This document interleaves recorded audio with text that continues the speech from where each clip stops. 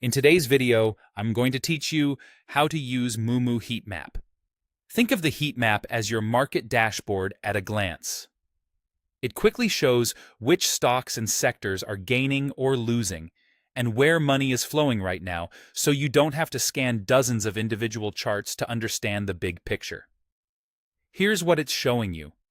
The color of each tile represents price movement, while the size of each tile represents importance.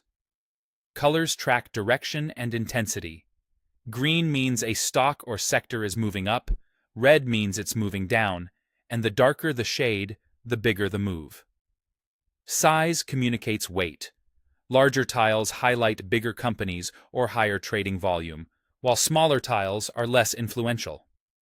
Depending on the view, size may reflect market value or activity, but in either case, bigger boxes matter more for overall market tone.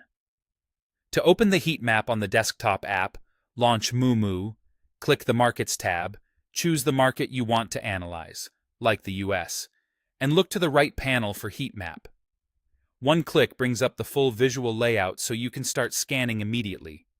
Reading it is straightforward once you focus on color first, then size. Bright green tiles signal modest gains, and dark green tiles signal strong advances. Bright red tiles indicate mild declines, and dark red tiles point to sharper drops. A large dark green box is especially noteworthy because it likely reflects a widely followed stock making a strong move, often with meaningful volume behind it. Each group on the map represents a sector, such as technology, energy, or finance. Click into a sector tile to see the individual stocks inside it. This drill-down view helps you separate broad sector strength from a few isolated winners and lets you confirm whether momentum is broad-based or concentrated in just one or two names. Now, here's how to put it to work. First, look for strong sectors that are mostly green.